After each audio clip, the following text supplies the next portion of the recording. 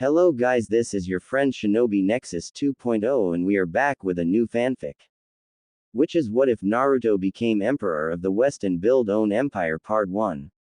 And if you enjoy this fanfic then please press the like button and subscribe to my channel for more fanfic like this. And now let's start the fanfic. 2 long years had passed since the end of the Unification Wars. 2 years since the lands of the Western continent were united under a single ruler since the time of the Six Paths Sage, thus leading the people into an era of prosperity and peace.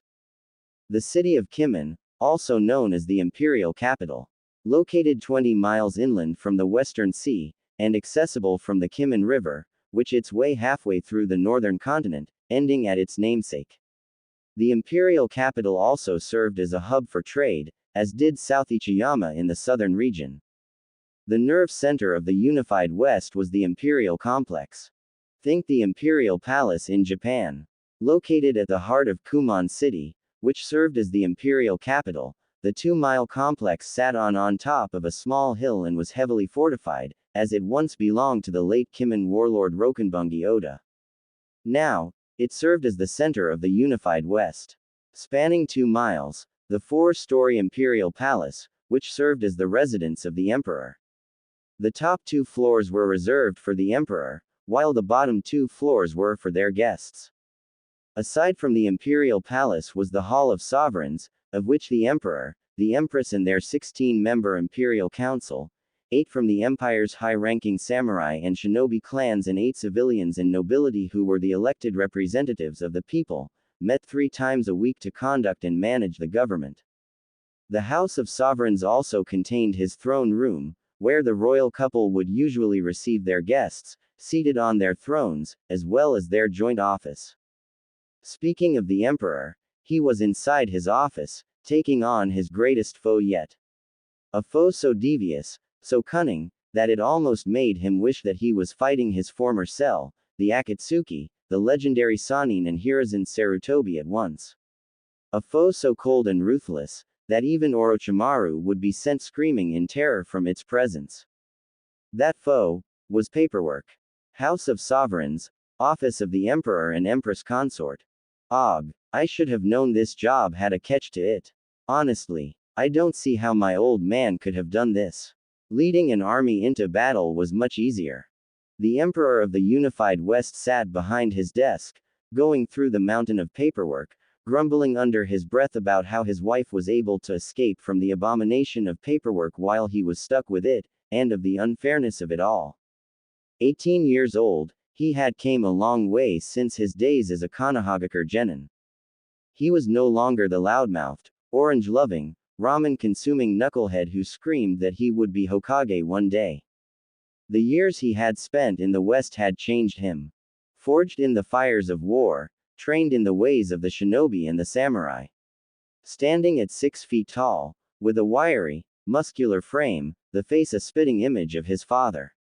The whisker-like marks on his face, a sign of him being a Jinchuriki, were gone.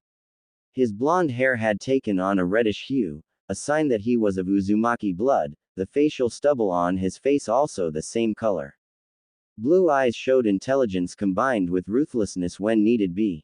His style of clothing also changed as well. No more did he wore orange, which screamed, "Kill me." Instead, he took to wearing mostly black, since it can go with anything.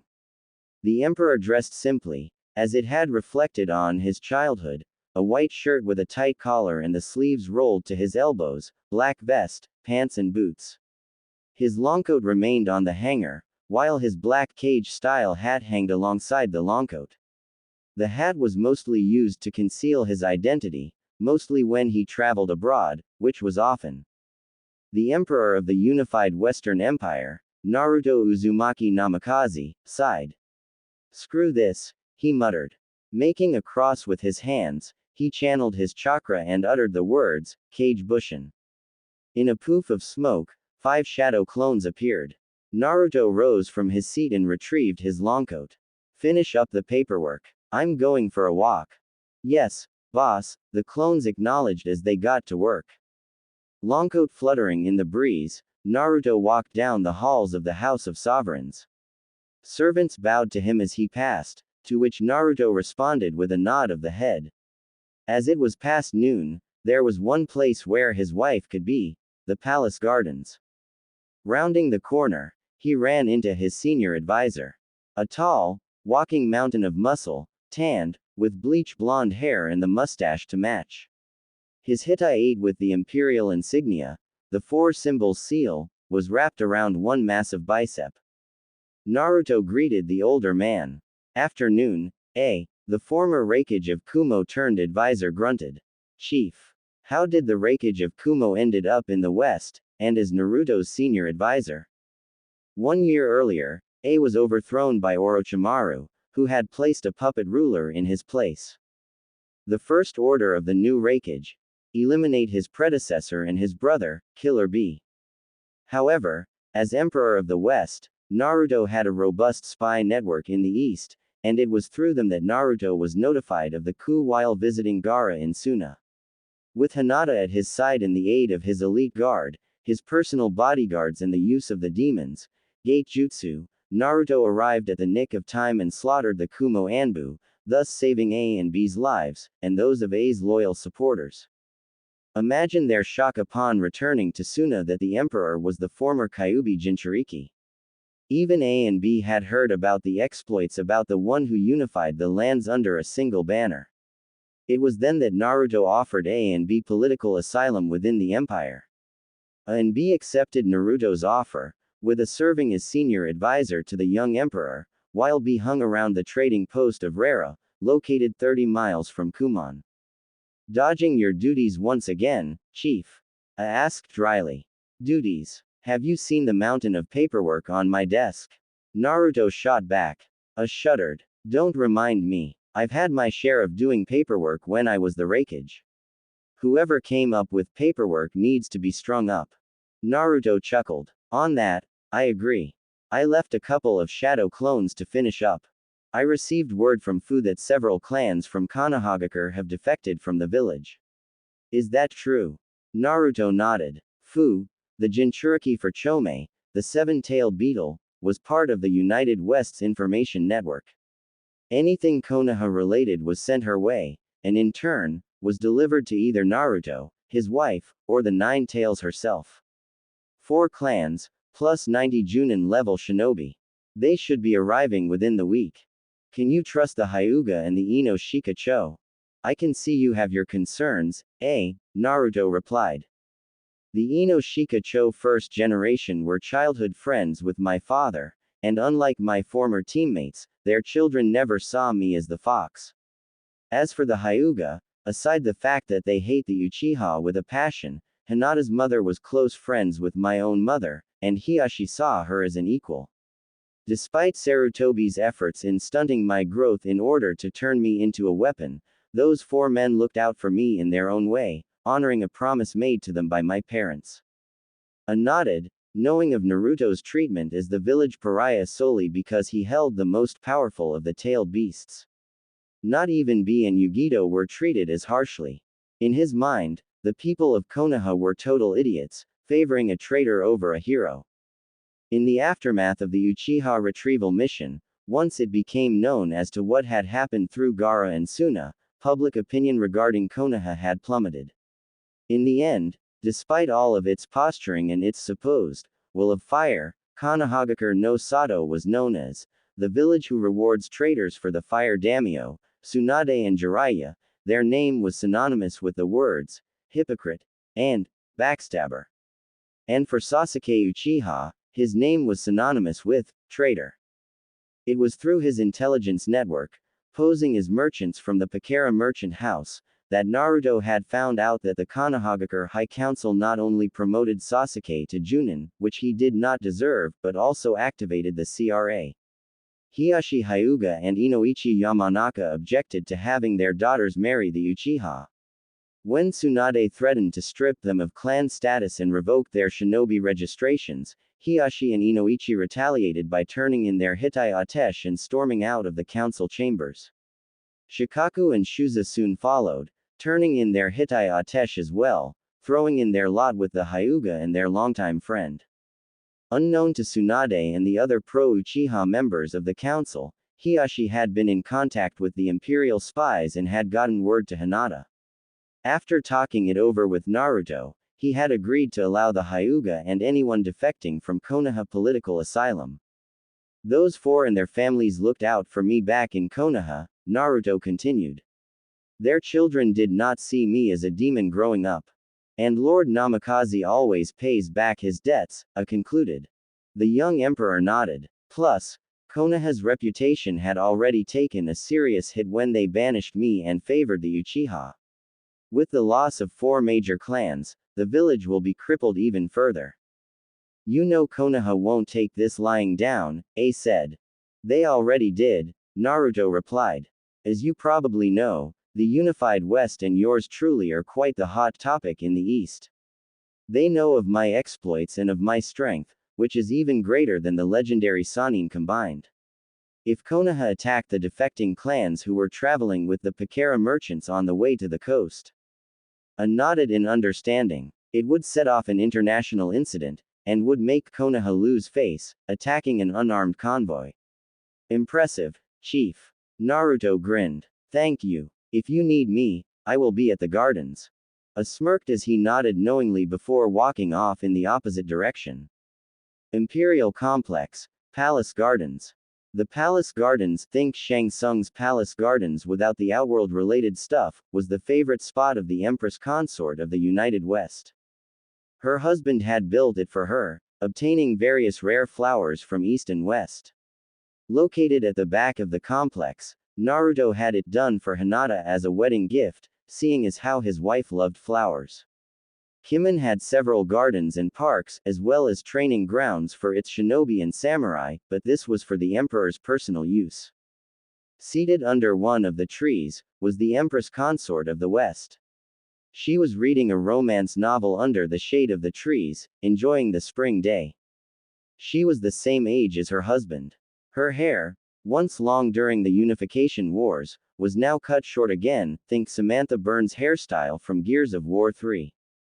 She was taller than she was back when they were both Konoha genin, standing at 5 feet 7, several months younger than he was, her pupil-less lavender eyes identifying her as one of the Hyuga. She was dressed in her standard medic nin uniform, which was a black shinobi shozoku, a type of dark-colored training doji for shinobi, with a crimson lotus decal on the L. Underneath the shozoku was a fishnet shirt. A black Junin flak vest completed the outfit. Like her husband, Hinata Hyuga, now Hinata Namikaze had came a long way since Konoha. When the Uchiha was pardoned and Naruto was banished, Hinata was sent along with him by her father in order to keep the Hyuga Council from branding her with the caged bird seal. In the years following her exile, she too had been forged in the fires of war, having become Naruto's second in command. She was also the founder of the medic ninja program used during the war, which was one of the major factors in Naruto winning the Unification Wars. While she ran the program, her second in command was a clansman from Naruto's clan, Karen Uzumaki.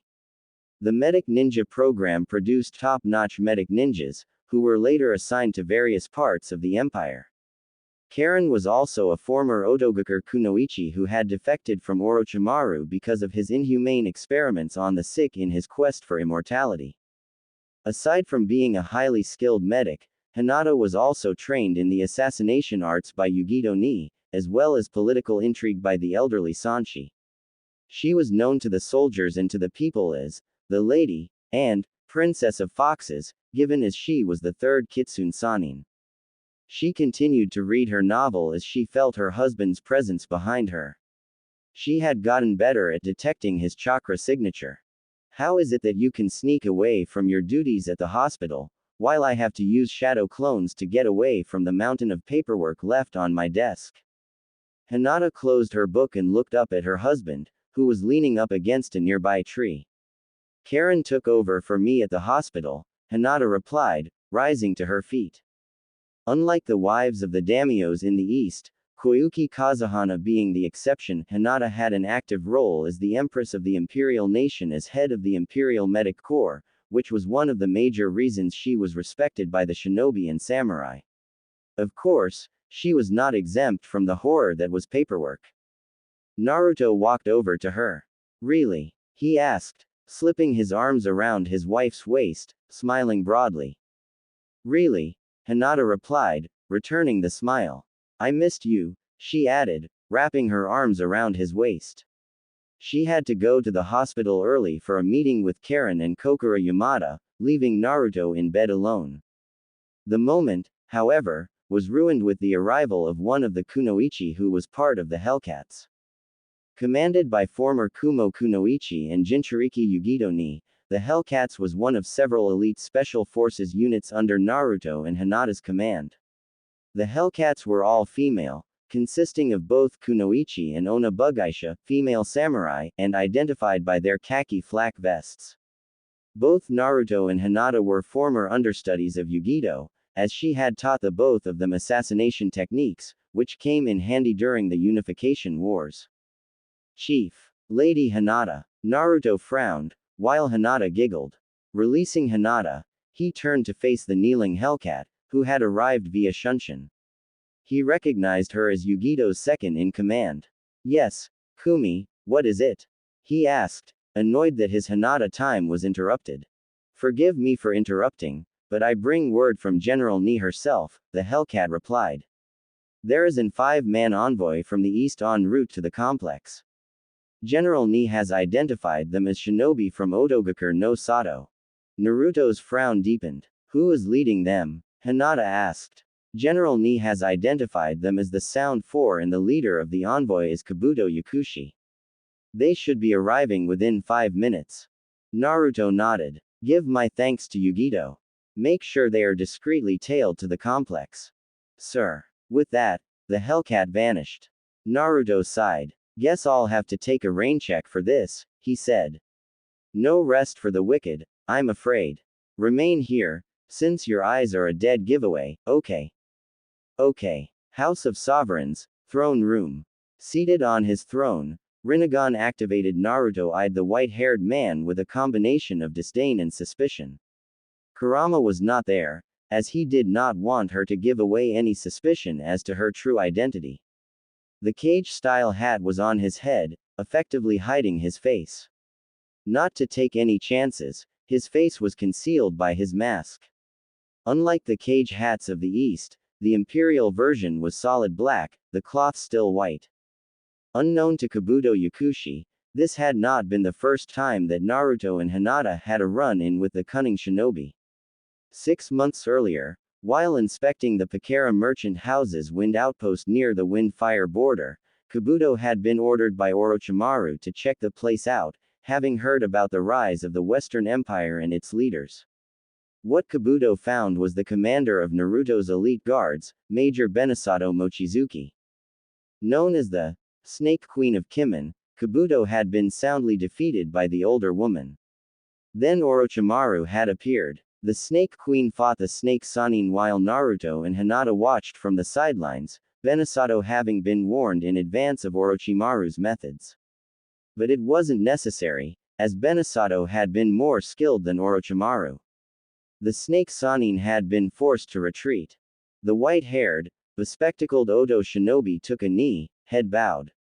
Your Imperial Majesty, he began, may your reign be a long and prosperous one. My name is Kabuto Yakushi. I represent Otogakur, the village hidden in the Sound. I bring greetings from my master, Lord Orochimaru. Using his chakra to disguise his voice, think Naruto speaking in Shredder's voice from the first movie, Naruto responded. So what business does your master want with me? Lord Orochimaru has been monitoring the events that have transpired here in the West with great interest, Kabuto said. He is especially impressed that you have united the lands in so little time. He has sent me here to discuss terms of an alliance between your empire and the Sound. Naruto leaned back on his throne. Tell me, Yakushi, what would I gain should I ally myself to the Sound? You would have the backing of one of the most powerful ninja in the East, Kabuto said.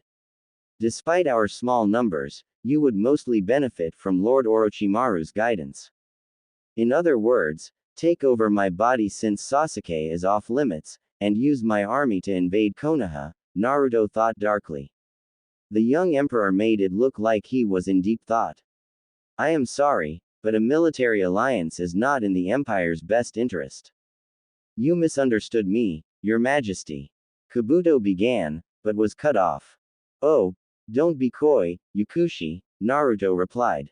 Do you really think that you are the first from the east to ask for an alliance?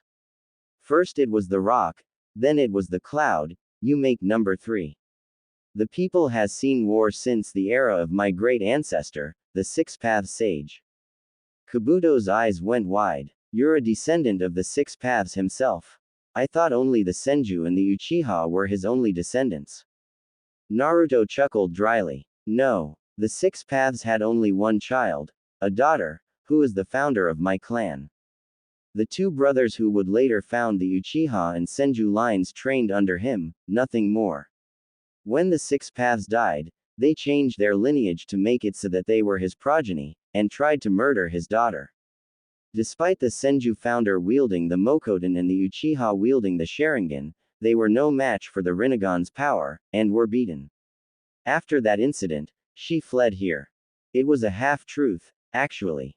The Uzumaki clan ancestor did not flee to the west, but instead settled in what was to be known as Whirlpool Country. But we are getting off subject, Naruto continued. The people has seen war since the era of the Six Paths. Unlike the people of the East, they have not known a lasting peace.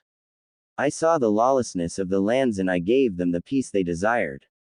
I am merely a servant of the people and even an emperor must listen to the will of the people.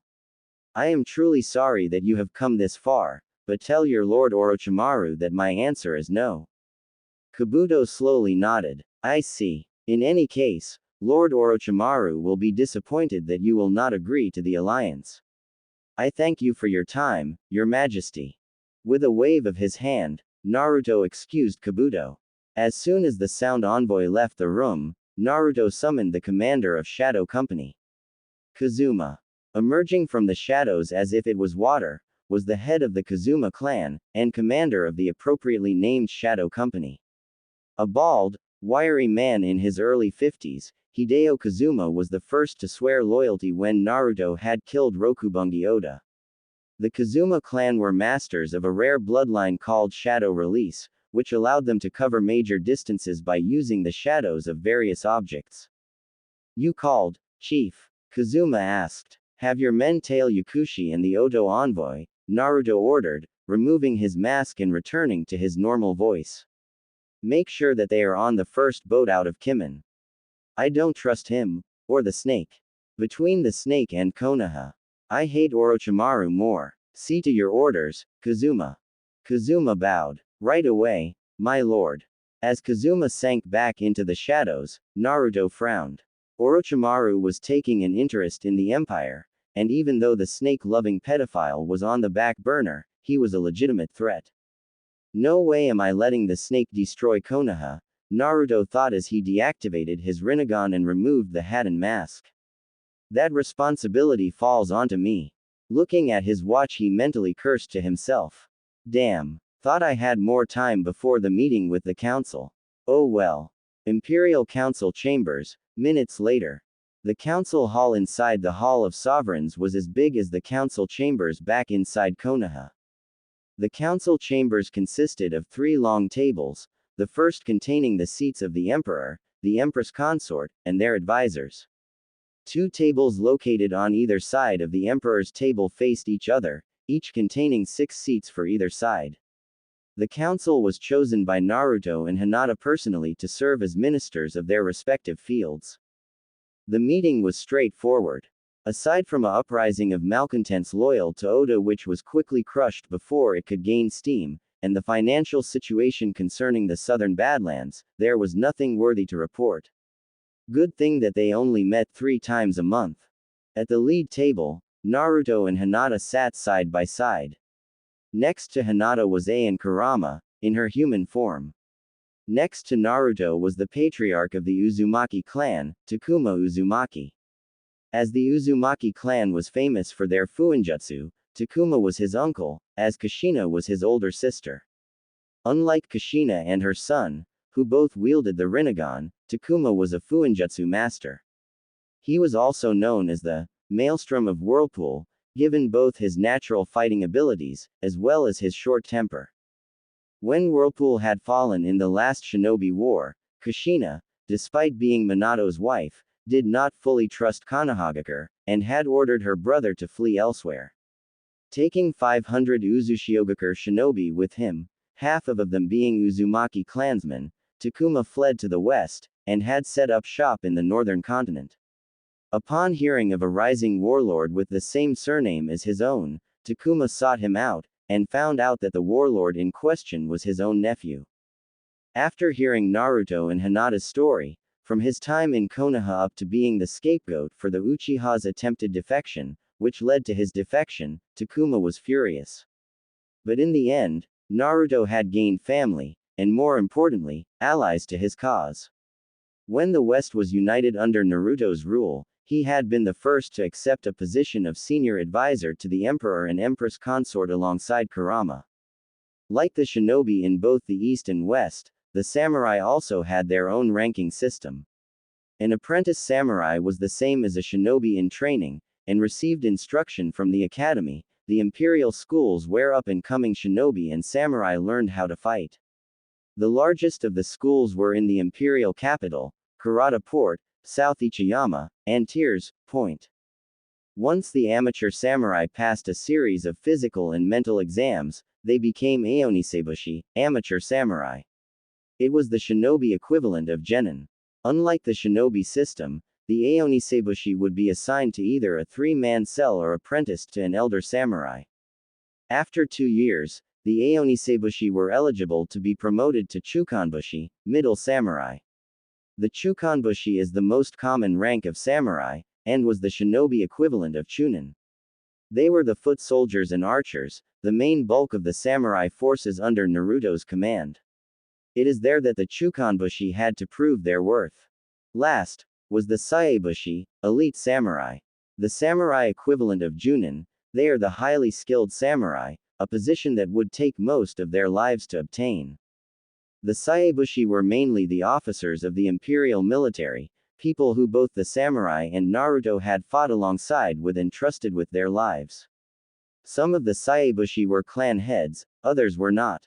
The Saebushi were the ones who took on a single apprentice or a cell of their choosing. They were highly respected by both shinobi and samurai. Naruto himself was of this rank. On Naruto's left, Sanshi, the elder samurai warrior and philosopher who had taught Naruto the ways of the samurai. In most cases, he was a lot like Danzo Shimura, a warhawk. Only difference was that he fought wars to defend his homeland, not to expand his influence. He was also the Minister of Defense. A powerful samurai even to this very day, he held the rank of Kodenbushi, the legendary samurai. In his younger days, as Naruto and Hinata had later found out, he had traveled in the east, defeating Hiruzen Sarutobi, Hanzo the Salamander and even the Sannin. During the Unification War, he had invited Naruto to his village and Naruto became so impressed with the old man, that he asked to be trained in the ways of the samurai. When the empire was created, he was the first that Naruto had invited to be on the council. Despite his old age, Sanshi was well respected by samurai and ninja alike. His granddaughter, Sana Sanshi, who was a member of Yugito's Hellcats, served as part of Naruto's elite guards. He was also the only person who could still kick Naruto's 6 falls out of 10. Next was Eiji Kibagami, also from a respected samurai clan with connections in Iron Country, as he had family there, which was helpful when Naruto negotiated a trade agreement between the Empire and Iron. A hard-punching, hard-drinking samurai with a mouth that would make Tayuya blush and Hidan green with envy, he was the first to join up with Naruto in his ambition. He was a Saisebushi-level shinobi who served as the Minister of Samurai Affairs. Despite being a foul-mouthed samurai, he was fiercely loyal to the young emperor, honorable and carried himself as a true samurai. It was also a known fact that he and Kasumi Ehara were romantically involved. His pet wolf, Bijumaru was at his side. Like Sanshi, Eiji had a member of his family as part of the elite guard. His nephew Hideo Kibagami served proudly. Next to Kibagami was the head of the Chiba clan, Kota Chiba, a Junin who served as Minister of Shinobi Affairs. The Chiba clan was a line of ninja who practiced a deadlier style of taijutsu that would put even Rock Lee and Maeda Gai to shame, the taijutsu used originally as an assassination technique. Like Sanshi's granddaughter and Eiji's son, her eldest son, Takashi, served as one of Naruto's elite guards, a high honor for the Chiba clan. In most ways, the Chiba clan reminded Naruto of the Inuzuka, fiercely loyal to the pack. Sitting next to Kota was her childhood friend and fellow ninja, Kokura Yamada. The eldest daughter of a former nobleman and a mist refugee, she was the diametric opposite of Zabuza's partner Haku, as her attacks were fire-release attacks. A Tokubetsu Junin shinobi, she was the Minister of Health, having been picked for the decision by Hinata herself. In an interesting side note, her bloodline allows her to endure an opponent's fire attacks unscathed. The Yamada clan also had a reputation for being top-notch healers whose skill rivaled that of Tsunade in her prime. Next to the fire-wielding mistress was the regal Kasumi Ehara. She was a Saisebushi-level samurai who served as Minister of the Interior. The Ehara was the most powerful samurai clan in the southern region, in both influence and skill, and aside from the elderly Sanshi who resided on the northern continent, was one of Naruto's major supporters. Kasumi herself was a legendary warrior in her own right, having led troops into battle. Despite being in her 40s, she looked younger. When her husband was killed by Oda's hand, he was about to claim Ehara for his own. Thankfully, Naruto's arrival put a stop to those plans. Her best friend, Murasaki Shibiku, was a popular author of romance novels and poetry, Hinata being her biggest fan. It was also gaining prominence over Jiraiya's Ika Ika series in the East. Seated next to Ehara was the head of the Okajima ninja clan, Hayate Okajima. Nicknamed the Tengu, because of his habit of wearing a Tengu mask to battle, the Okajima clan were skilled in ninjutsu, assassination techniques and rakan. They were the natural rivals of the Shinto clan, who favored open combat over covert assassinations. Naruto had approached the Okajima clan head for an alliance. Hayate was impressed by the boy's bravado and tenacity that he signed on to Naruto's side. Once the war was over, Naruto had returned to the Okajima clan their lands which were taken from them by one of the more corrupt daimyos. In return, the entire Okajima clan swore their eternal loyalty to their new emperor. On Hinata's right, Ryuji Shinzen and his wife Haruka Shinzen, the heads of the Western Empire's premier mercantile guild, Pakara Merchant House, and co-ministers of finance. Ryuji was originally a mercenary ninja, while Haruka had a gift for business and management. They were the first to back Naruto in his ambition financially following the death of Rokubungi Oda. When the Unification Wars had reached its conclusion, they created the merchant houses which had two purposes, providing imported and exported items across the empire and in the east, while at the same time, keeping a close eye on the more unruly villages in the east. Thanks to Naruto, they now had branches all over the country, as well as several locations in the east, some of which served for gathering intel, as in Iwa, Fire Country and Kumo. Next was Shinoda Wakaba, former pirate captain, now a close business partner and longtime friend with the Shinzens, since his 10-boat fleet was originally used to harass and plunder both Oda's and his allies' supplies.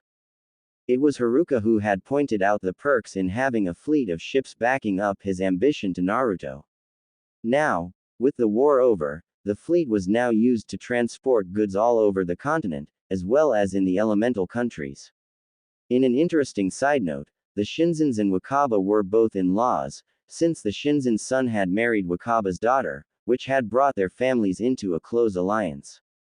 Seated next to Wakaba was Katsumoto Kitahara, a daimyo from the southern region who supported the people and working class. He was overthrown by a power-mad warlord and condemned to wander the lands, until Naruto found him.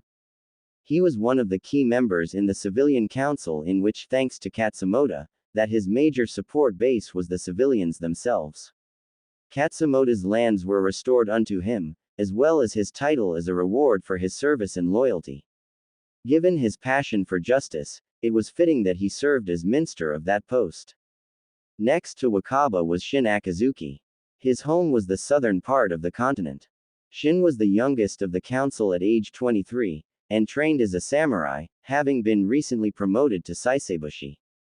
The son of Shinji Akazuki, a retired warlord who had fought with Naruto, Shin had made a name for himself during the Unification Wars as a formidable swordsman, and can hold his own against Naruto in their occasional spars. In some cases, he reminded Naruto of Shikamaru at times, brilliant, but lazy. Last, was Rumika Todo. Like Katsumoto, she was a daimyo, but hailed from the north's mountainous Lajja region. Todo was one of the daimyos whose land the late Rokenbungi Oda had an eye for, since her lands contained iron mines deep within the mountains, but once Naruto had eliminated him, she saw the wise decision in backing him in his war of conquest.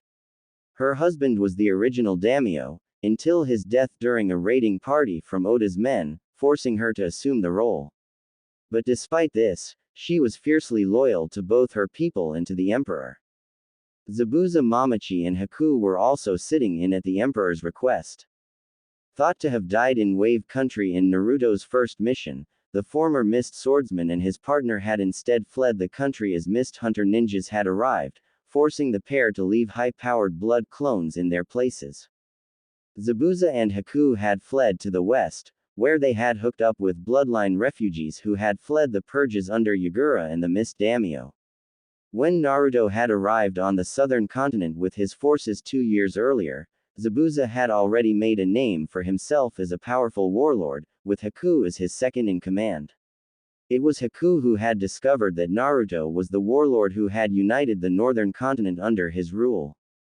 Zabuza was surprised, to say the least. The little blonde runt who had faced him down on Tazuna's bridge all those years ago had unified the northern continent. What surprised him even more was that Konoha had betrayed him in favor of his traitorous teammate.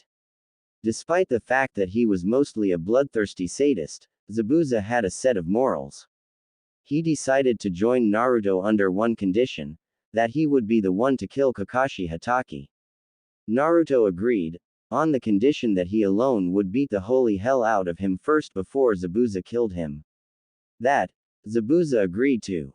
Zabuza was not only in command of his own unit, known as the Demon Brigade, but he also served as the chief interrogator in the Empire's interrogation division.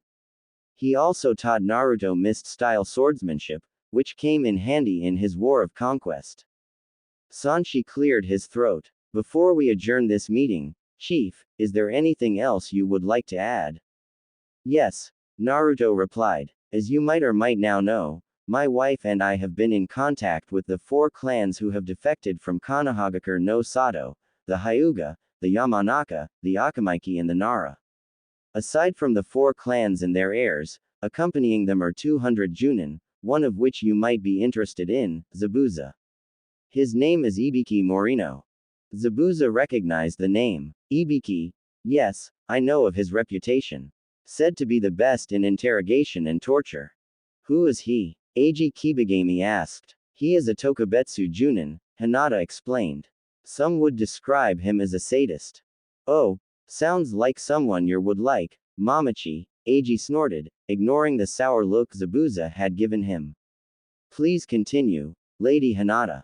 His interrogation techniques are stuff of legend, Hinata continued. Even when Naruto and I were coming up in the Shinobi Academy, Ibiki was someone to be feared. He has the unique ability to cause great pain and suffering without resorting to physical torture. His interrogation skills rely mostly on the ability to torture the mind. His knowledge on human psychology is top-notch. Ibiki is a firm believer of gaining control over a person's spirit by attacking the mind. That much is true, Zabuza said. You can say that I am an admirer of his work. Back in my 7 swordsman days, Kisame had chosen to kill off the shinobi belonging to Mist's Cipher Division rather than allow them to fall into his hands. Charming fellow, Kasumi Ahara dryly noted. Ibiki works with Anko Mitarashi, Hinata continued. She is a Tokubetsu Junin, like Ibiki. A former student of Orochimaru, she is a master of interrogation who uses snakes just like her former master. She also loves dango, and is a total sadist. What about the clan heads? Eiji asked. The 4 clan heads were friends with my parents, Naruto said.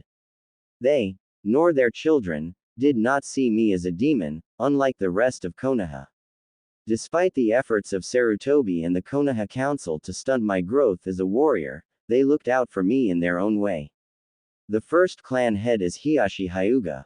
You already know of the Bikagen and its advantages and weaknesses, as well as the caged bird seal. The other 3 clan are known for their teamwork, Hinata continued, the Yamanaka, the Akamaiki and the Nara clans, better known by their team name, the Ino-Shika Cho Trio. Ever since Konoha's founding, there always has been a team with that title, as they are famous for their teamwork. First up is Ibiki's partner, Inoichi Yamanaka. Intelligence specialist with a unique talent which is their clan's signature ability. Which is? Kota Chiba asked. The Yamanaka has the ability to read the opponent's minds and search their memories, Hinata said. Their signature technique is the mind-body switch technique, in which the Yamanaka can send their mind into a target's body, overriding the target's mind for a short period of time. He has a daughter, Ino, who was a former teammate of ours. The mind-body switch is just one of the many techniques the Yamanaka has at their disposal. His wife, Kozu Yamanaka, used to own the flower shop in town. Second is the Nara, Naruto said. The Nara are known for their high intellect and battle tactics. They are also known for attracting hot-headed women, low energy, and saying, troublesome. The Nara's specialty is shadow manipulation. The Nara's signature technique is the shadow imitation technique, in which they can extend their shadow and merge with their target's own shadow, forcing the other to imitate the Nara's movements. Shikaku Nara is the clan head. Back in Konoha, he was the Junin commander, given his mastery of battle tactics. He also herds deer in his spare time, and is a natural herbalist. Shikamaru Nara is his son. Last, is the Akamaiki, Hinata finished. The Akamaiki are the powerhouse of the trio, possessing great physical strength and can convert their calories into chakra. The downside to this is that their techniques drain their chakra while in use, and maintaining them during battle can be tiring. For this reason, the Akamaiki have very high chakra levels, and for this reason, has to eat a lot in order to maintain those levels. Shuza Akamaiki is the 15th head of the clan, while Choji Akamaiki is his son. Like I said earlier, Naruto said, these 4 clan heads had done their best to aid me despite Sarutobi's orders not to do so. They offered me shelter, food, and in some cases, a place to sleep. Their children did not see me as Kurama in human flesh. It is because of this, that Hinata and I are going to grant them political asylum into the empire. They should be arriving by the end of the week by ship.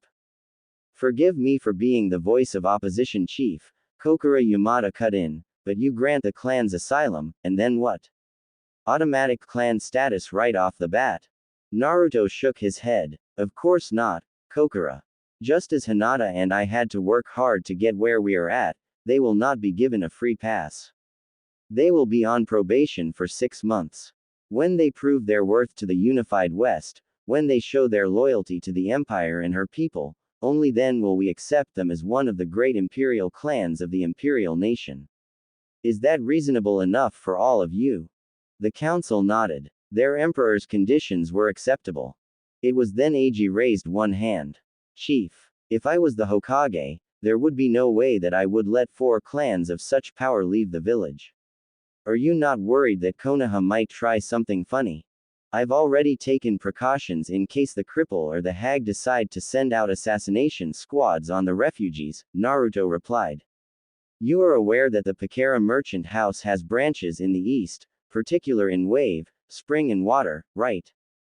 Yes. The refugees had met up with one of the caravans who are on the way to the coast where the bridge once stood. And you know as well as I do that most of the merchants are some of the best shinobi and samurai veterans who had the honor of fighting by our side. Eiji nodded in understanding. Since you are an unknown to Konoha and Fire Country, attacking the refugees while being escorted to the coast by our caravans not only would cause Konoha to lose face with the villages who are known to us, but it also gives us a valid reason to go to Konoha and put blade and jutsu too. He cackled. Chief, you were always such a sneaky little shit. Glad to see you still have the touch. Coming from you, I'll take that as a compliment, Naruto replied, used to the older samurai's foul-mouthed tendencies. This, coming from the same guy that came up with a thoughtful, albeit crude description about his wife's demeanor, the only thing bigger than her tits is her heart. Of course, he said that within earshot of Kasumi and the other female members of the council, which earned him a one-way trip to the hospital. He would be in a body cast for the rest of the month. Is there anything else? Hinata asked. The council shook their heads in the negative. Naruto nodded. This meeting is adjourned. 1 week later, the two Pakara cargo ships, each bearing the flag of the unified Western Empire, the black four symbols seal on a red background, sailed past Karata port and headed inland. Only this time, the ships did not carry goods from the east. These cargo ships carried refugees. It had been a week since what would be known throughout the elemental countries as the Konoha Exodus, in which 4 major clans and more than 100 shinobi had turned in their Hitai Atesh and walked out of Konoha. Tsunade and the Fire Lord could not charge them with desertion, as they had willingly resigned from the shinobi forces. Standing on the deck of the first ship, was Hiashi Hyuga. It had been 6 years since he had last seen Hinata, having sent her away with Naruto in order to spare her being branded with the caged bird seal. Despite his outward appearance of putting down his eldest daughter, Hiashi did care for her, and sending her away was the hardest thing he had ever did. But Hinata was smitten with Minato's kid and sending her with him was the best idea at the time. In that time, Hiyashi's personal view in regards to Tsunade and Jiraiya had taken a severe nosedive. The two Sannin had been close to Minato and Kushina. Tsunade was Mito's granddaughter and Kushina was her niece, thus making her Naruto her great-nephew, while Minato was a former pupil of Jiraiya. Both blamed Naruto for the deaths of Minato and Kushina, when it was clearly the fault of the Uchiha, given the reports he had read on that fateful night. Both had went along with Sarutobi's scheme to make Naruto into Konoha's weapon, and when that failed, opted to banish him from the village when it became clear that despite Hiruzen's machinations in stunting Naruto's growth had failed, even going as far as to place him in the bingo book with a kill on sight order. It was clear that the two Sannin had no love for the Uchiha, but they chose a virtual traitor over a hero. In the 5 years since Hinata's disappearance alongside Naruto, Hiashi had not heard a single word in regards to his eldest child. Then, word began to leak out about events happening in the West. A place so war-torn that not even the Sannin nor the Akatsuki would be in their right mind to venture there, was finally united under the rule of a warlord and his medic ninja wife, having been named Emperor and Empress Consort. When the Pakara merchant houses began to emerge in several key locations, caravans began to appear in Konoha, selling their wares. One such branch was in over the border in Wind Country. That was how Hiashi had found out through one of the merchants, who worked with the Empire's information network, that his daughter was still alive, having fled west and fighting in what was to be known as the Unification Wars alongside Naruto. When the merchant told Hiashi that Naruto was now his son-in-law, he was not surprised in the least bit. What surprised him was that the Empire had been keeping tabs on Konoha and several other villages in the east. The Empire also knew about the tensions threatening to boil over in Konohagakure, which is why the Emperor and Empress Consort had reached out to Hiashi. Should things in Konoha get worse to the point that the Hyuga and the Inoshika Cho could not stay, then the Emperor and Empress Consort will allow them to migrate to the Western Empire. But there were two obstacles that were in the Hyuga clan head's way. The Council of Hyuga Elders, who had supported the council, and the Godime herself. The same council who had forced his twin brother to either take his place in the Kumo incident or else his son would be killed. The same council who had voted to brand Hinata with the caged bird seal and personally take over Hanabi's training, to make her an emotionless doll. The council and their supporters would be in the way should he decide to take the clan and leave Konoha, to return to the west, the land of his ancestors. Hiyashi knew this, as did his twin brother, Hizashi. The Hyuga elders knew this as well, as the Hyuga's origins were in the northern region, but the clan relocated to the east once west became unstable, and settled in Konohagakure no Sato as it was founded. Which is why the Hyuga elders had been removed from the equation, along with their supporters in the main branch. Hiyashi's late wife not only loved flowers, but was also a skilled kunoichi who specialized in poisons. So poisoning the tea of their elders and their supporters was no hard task for him. With those in the main branch backing him and the full support of the cadet branch, Hiyashi had wiped out the elders and their allies. When Tsunade demanded an explanation as to what had happened, all he replied was that it was clan business, that he and his supporters had averted a civil war by eliminating the traitors to his clan. The final straw came with Higadime, and the Konoha Council had attempted to force his youngest daughter, as well as Inoichi's daughter, the Snake Lady, and his nephew's romantic interest into the Clan Restoration Act. The reason being, as it turned out, Sasuke Uchiha had taken a recently graduated genin under his wing, teaching him the ropes. The boy was an orphan, and was looking to make a name for himself as a shinobi. What better way to make a name for yourself when you have Sasuke Uchiha training you? Then, 3 weeks ago, when the kid made Chunin, Sasuke showed his appreciation by shoving a Chidori into the kid's chest, killing him instantly, but more importantly, gaining the eyes of the betrayer, the Magankyu Sharingan. Only problem was that his daughter, Hanabi, Cell 9, Anko Mitarashi, and the younger Inoshika Cho trio had witnessed the murder. Of course Sasuke was under the protection of Danzo and the Konoha Council, so the murder was swept under the rug, and written off as justifiable homicide. Only the elder Inoshika Cho and Hiyashi had backed their children and Cell 9, while Sasuke had the backing of both the Godime and the Council. Then, it all came to a head a week ago. Flashback. Konoha Council Chambers. The tension was thick inside the council chambers. On one side was the civilian members of the council, the merchants and the wealthy elite of Konohagakure no Sato. On the other side, was the shinobi clan heads of the council, Inoichi Yamanaka, Hiyashi Hyuga, Shikaku Nara, Shuza Akamaiki, Sum Inazuka, Asuma Sarutobi, Shibi Aburame and Kakashi Hataki. Their children sat alongside their parents. Anko Mitarashi was even present at the council's request. Seated at the head of the chambers, flanked by her advisors, Kaharu Udatane and Hanmura Mitokado, was Tsunade Senju, the Godime Hokage of Konoha. Standing in front and to the side of the Godime, was the Warhawk and commander of the Root Anbu, Danzo Shimura. Standing next to him, looking smug over the fact that he had gotten away with murder, was Sasuke Uchiha, now Danzo's protege and the number 2 guy in the Root Anbu. What is this meeting about? Inoichi demanded. Kaharu cleared her throat. It is clear to us that there is quite a bit of tension in Konoha after that dreadful business with that Chunin that the Uchiha had studied under. Dreadful. Tenten parroted. He shoved a Chidori into the guy's chest in front of my cell, Anko, Hanabi and the Inoshika Cho. We see it as justifiable homicide, Hanmura frowned. Shikaku Nara grunted. Justified only because you sacrificed a Chunin just so that the Uchiha runt could get the Magankyu. You should watch your mouth, Nara, Sasuke threatened. I am the prince of this village. No, you are a blight, the lazy Nara head retorted. You are too troublesome for your own good, even as Danzo's lapdog. Sasuke glared at the Nara clan head, Junin commander, Sharingan ablaze.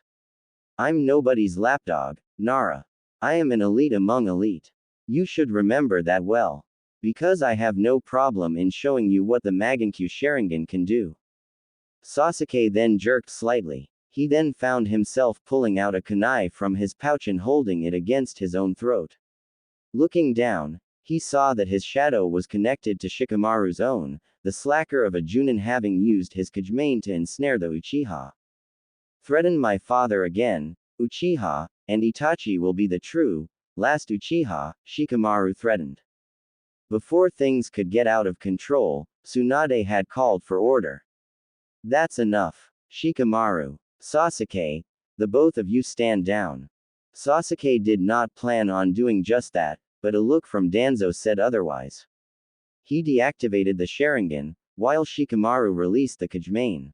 This fighting is pointless, Tsunade said, once both sides calmed down. We need to show the other villages that despite our trials and tribulations, that Konoha is still strong, that the will of fire still burns bright in all of us. Hiashi and the Ino Shika did not like where this is going.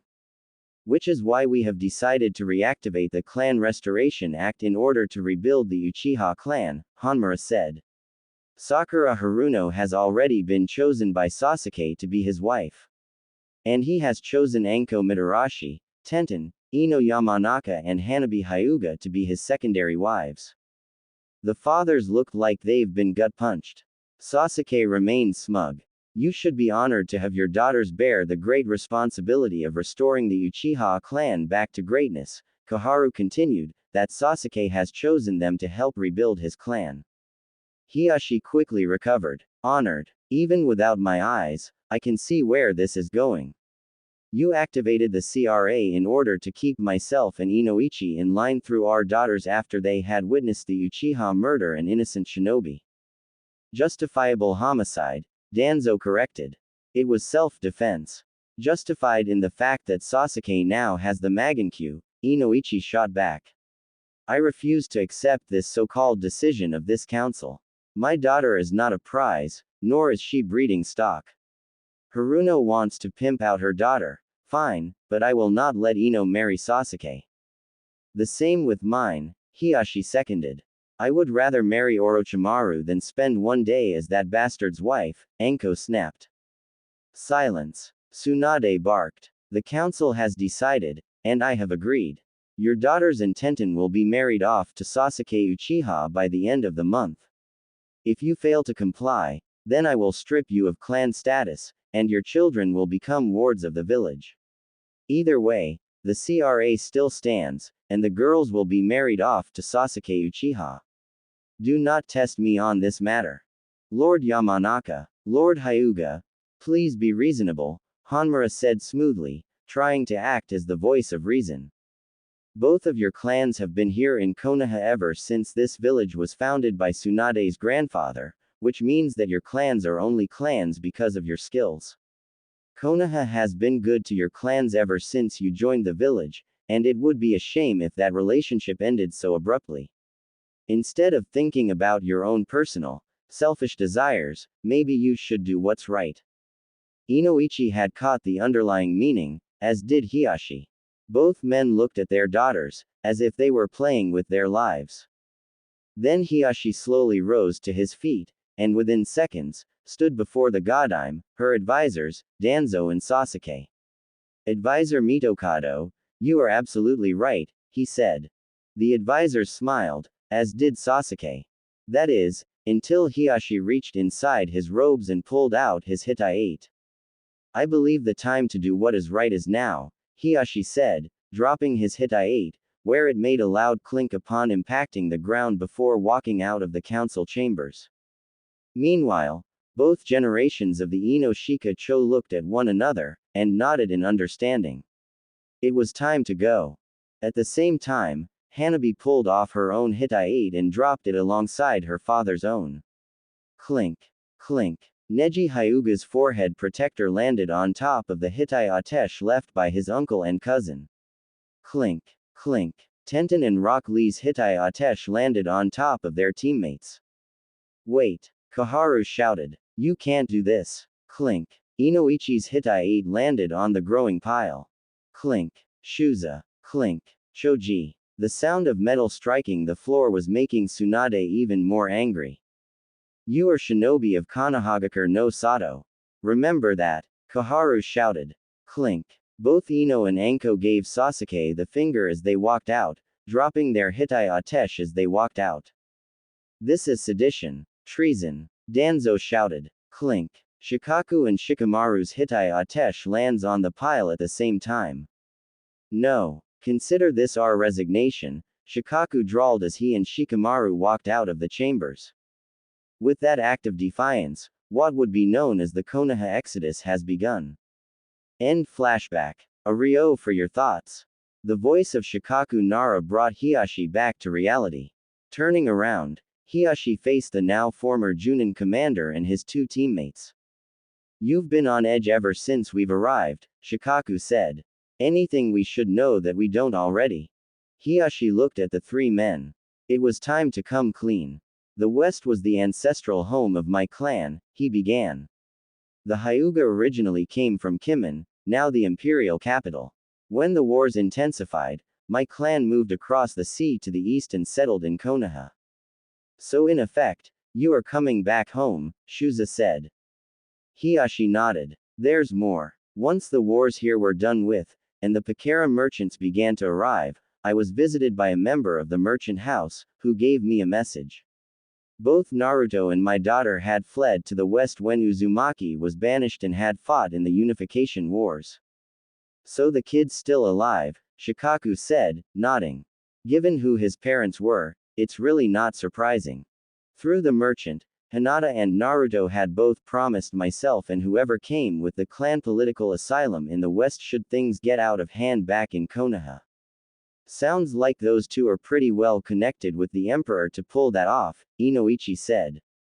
Hiyashi nodded. It seems that way. Attention. We will be docking at the imperial capital in 30 minutes, the first mate shouted as he moved along the deck. Upon docking, you will be asked to produce identification, so have your ID cards out and ready. Anyone who does not comply will be taken to jail for the night, and you will be sent back east the following morning. Let's not get arrested tonight, people. It looks very bad on my record. Hiyashi sighed, the anticipation evident on his face. Can't believe it's been so long since I've seen Hinata. Come on, Hyuga, Inoichi said. We have to prepare. Kimin Harbor. The boat containing the four clans and a sizable number of Junin docked at Kimin Harbor. Once the boat was secured, the refugees began to disembark. At the end of the docks was the gates which led to the imperial capital. 2 guards, 1 shinobi, the other a samurai, were posted at the gates on guard duty. The samurai was older than his shinobi counterpart, and were studying the Konoha refugees as they approached. Caravan, citizen, pilgrim, tourist, or. Hiyashi stepped forward, brandishing the scroll. We are refugees from the east.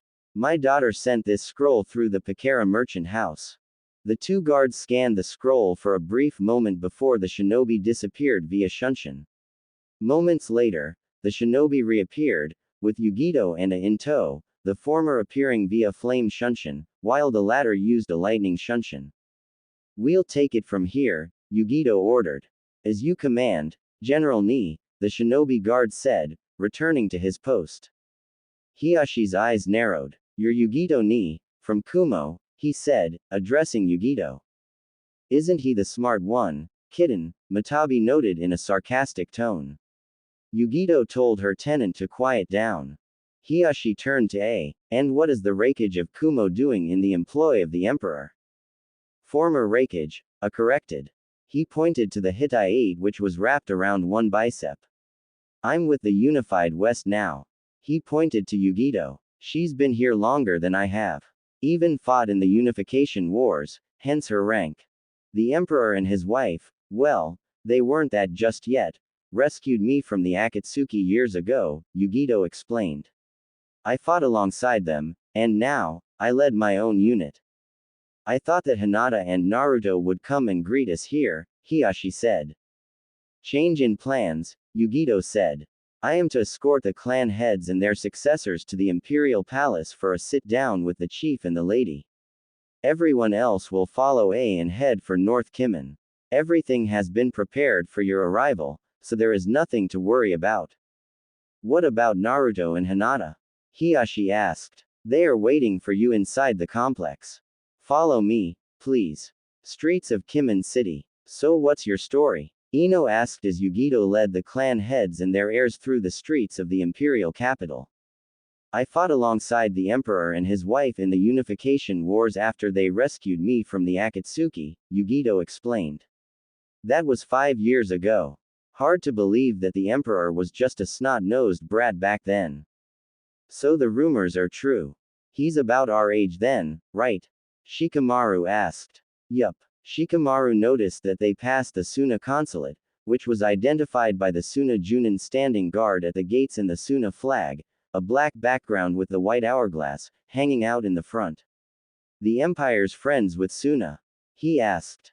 Yugito nodded. Yes. Suna is pretty friendly with the unified West. Tamari is Suna's representative here. We also have representatives from Spring Country and from Mist, each with their own consulates and representatives. Growing up, I heard stories about the West, Shuza said. That this place was so dangerous, not even Orochimaru would dare set foot here. Now, I see that things aren't as different here as it was back in Konoha.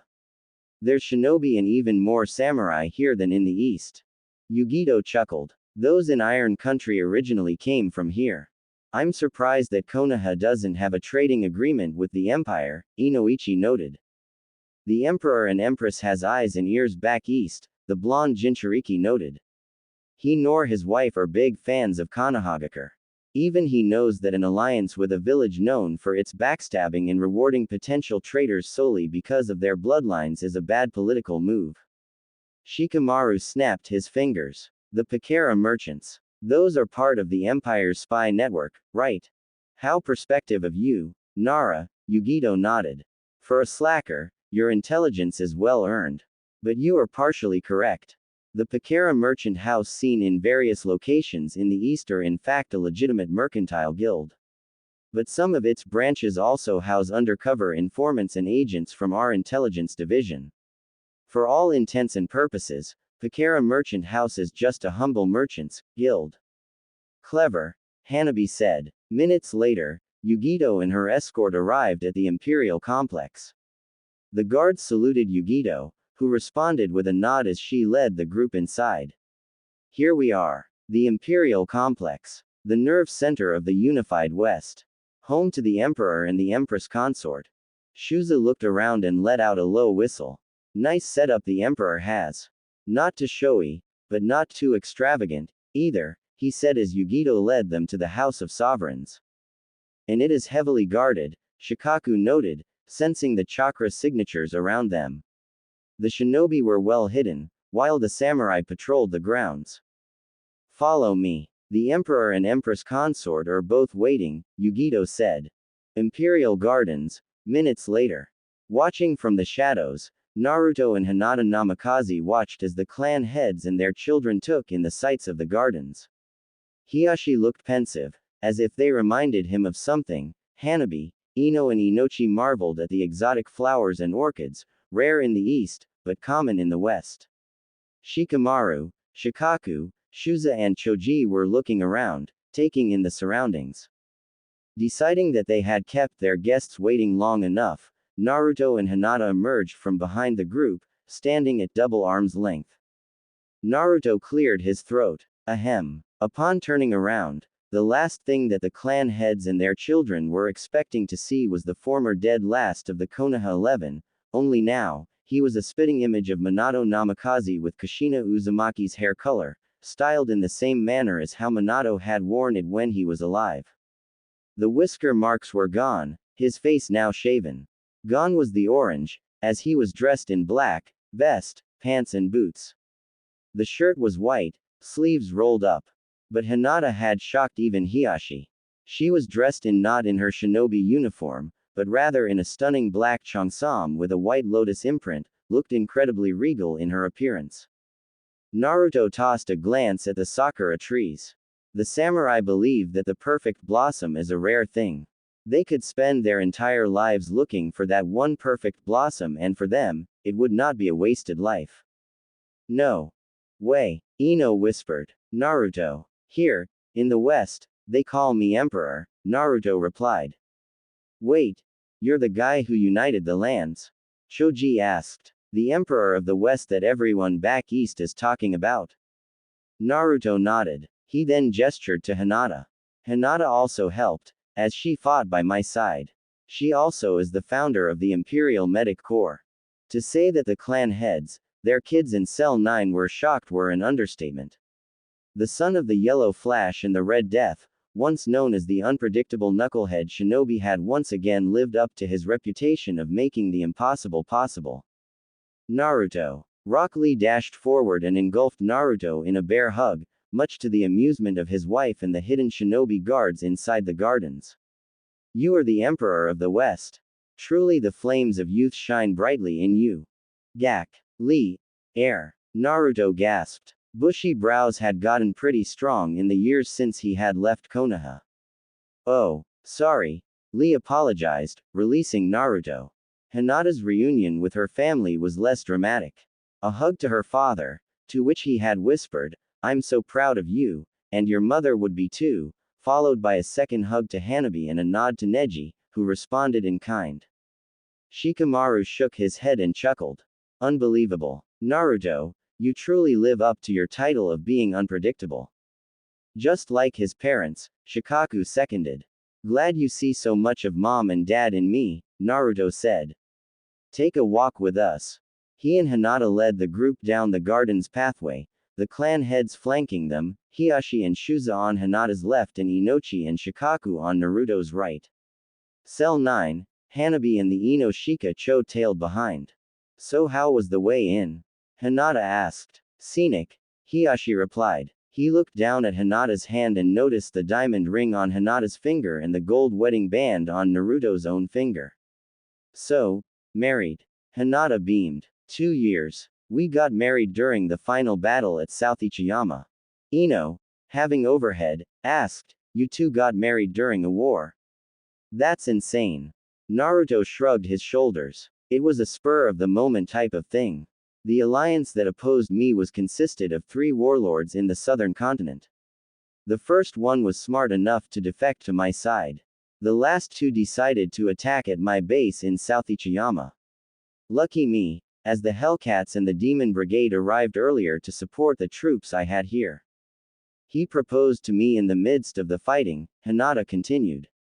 Yugito conducted the ceremony right after. After the war and once Naruto and I were recognized as Emperor and Empress Consort, we did the wedding proper. I hate to ask you this, but... Shikamaru began, but was cut off by Naruto. Quote.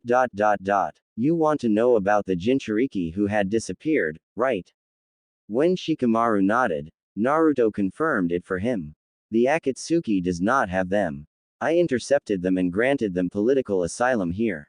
All of the Jinchuriki are here.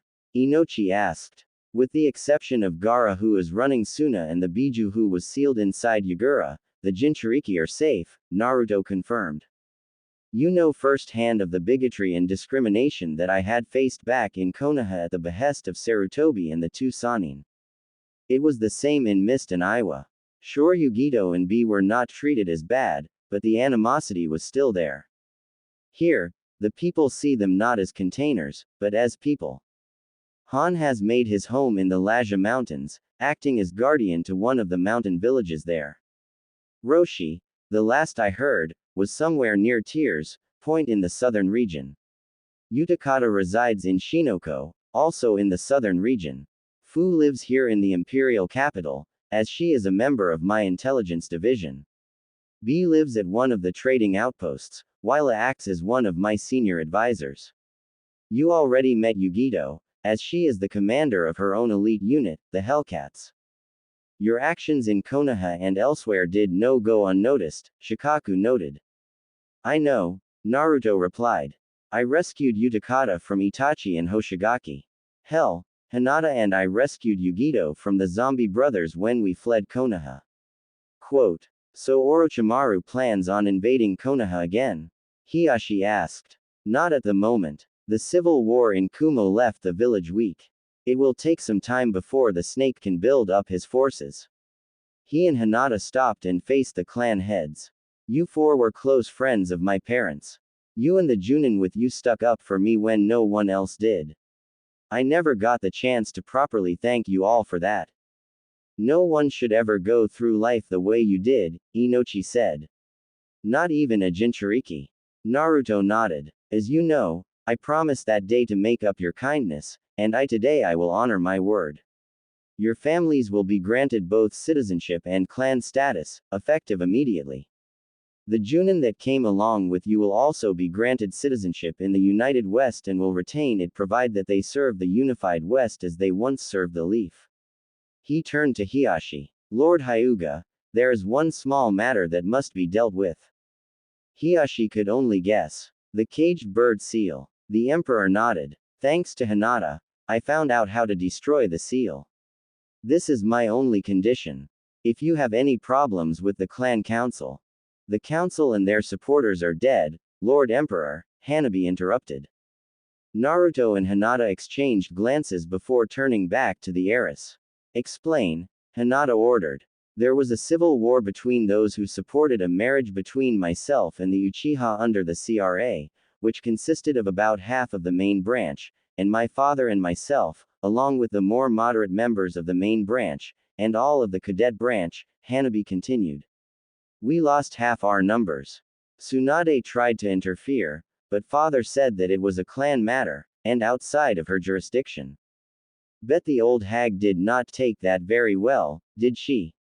Naruto asked. Knowing her, she would have tried to force Hanabi to marry Sasuke in order to spare father's life, Hinata added. Probably wouldn't have done the same with Ino. Inochi blanched. You sure that was what Tsunade would have done? More than likely, Naruto replied. Your families and the others have been sent to North Kimen. Hinata and I will hold a quick meeting with the others there once you're settled in. Quote. Wait, Lord Emperor, Ino cut in. There's something else. No need for formalities, Ino, Naruto replied smiling broadly. We are still friends. You and the others can address me by my name while in private. Out in public, just call me Chief. It's an old nickname that's stuck with me since my days as a warlord. Ino nodded. Sasuke has the Magankyu Sharingan. Naruto slowly nodded. I know. I saw it when I fought him, Hitaki and Yamato. I'm willing to bet that Danzo and those two old freaks that were Sarutobi's teammates had a hand in it, right? Shikamaru nodded. Troublesome indeed, Naruto. Danzo and those two advisors on the council had set up one of the genin to be a student to the Uchiha. The boy, a fresh-faced academy graduate, looked up to the Uchiha in the same way that the Konohamaru Corps once looked up to you. Naruto nodded. It was a shame that Sarutobi had tried to use his own grandson and his two friends as a connection for Naruto to remain loyal to Konoha. When the banishment orders came down, Konohamaru, Moegi and Udon had showed their true colors, denouncing him as a murderer, claiming that he was the one who had killed Bawako Sarutobi, his grandmother and Hiruzen's wife. In the first year of Naruto's reign, the Konohamaru Corps, having recently made Chunin, had been killed, slaughtered at the hands of Akatsuki members Hidan and Kakuzu, Konohamaru being on the receiving end of the Jashin ritual and curse jutsu. Sasuke befriended the boy, Choji continued, and took him under his wing. They became fast friends. When the boy made Chunin, Sasuke betrayed him by shoving a Chidori into his chest. We know because, aside from Hanabi and the three of us, about 7 Junin and Anko saw Sasuke commit murder. Let me guess, Naruto surmised. You four, the Snake Lady and the Junin notified the council, but Danzo and those two bastards swept it under the rug somehow. Sasuke got off scot-free, and with the Magankyu. You even appealed to Tsunade herself, and she did nothing. Am I right so far? The trio and Hanabi nodded. You told your parents, and they believe you, Naruto continued. The Junin who had accompanied you here are not as gaga over the Uchiha, correct? Again, the trio and Hanabi nodded. And when Hiashi and the first generation Ino Shika Cho tried to complain to Tsunade, she told them to basically off. The CRA was the last straw, as it is through marriage does the Uchiha can reign in control over the Yamanaka and the Hyuga clans. Am I right so far? This time, the fathers of the girls nodded. Even after all this time, That idiot of a former teammate is still weak, Naruto surmised. Itachi's mercy was wasted on him. No matter. I have a buffer against the Sharingan, should the need arise. Which is? Shuza prodded. You are aware of the history of the Six Paths Sage, right? Of that the Uchiha and Senju are descended from him?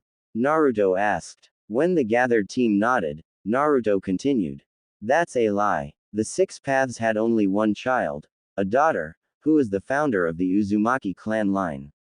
The founders of the Uchiha and Senju lines only trained under him.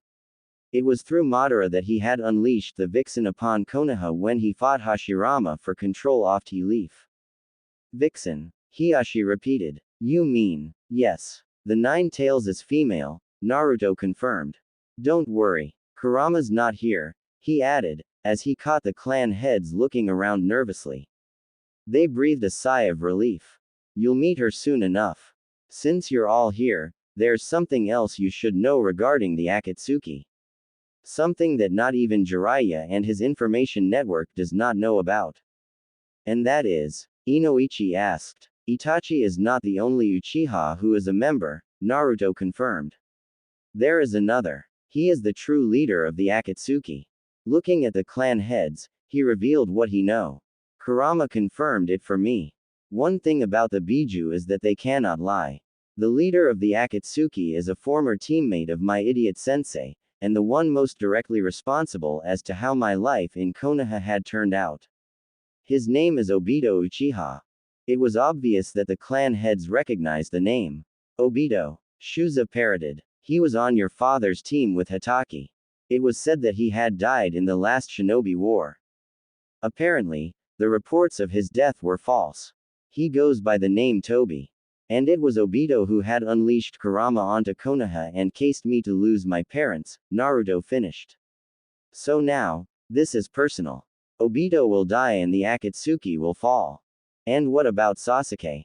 Hiashi asked. He shoved a Chidori into my chest, Naruto deadpanned. There is no hope or redemption for him. If he decides to become a threat, then I will have no problem in eliminating him as well. First things first, though. Neji Hyuga, come forward and remove your headband. Curious, Neji maneuvered his way around the others and stood before Naruto, the headband removed to reveal the caged bird seal in all its hideous glory. There are no slaves here, Naruto said as he began to go through a series of hand seals. And no slave calls the other master. Dispel. Seal destruction.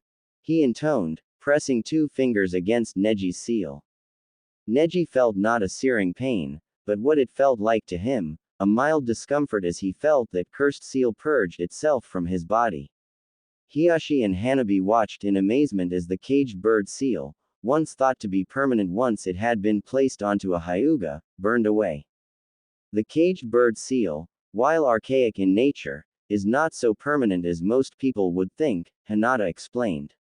This was one of the things I had planned on doing when I became the head of the clan, to abolish that damn seal altogether. The seal, is it gone? Neji whispered. Tenten, having moved up so she could witness this, nodded, smiling happily. Yes, it's gone. To prove that the seal was gone, Hinata made the hand seal which would activate the caged bird seal. Since Neji did not see it as he was weeping tears of joy, Hiashi and Hanabi did see Hinata's attempt to activate the seal, only to find that the seal did not activate, as it was gone for good.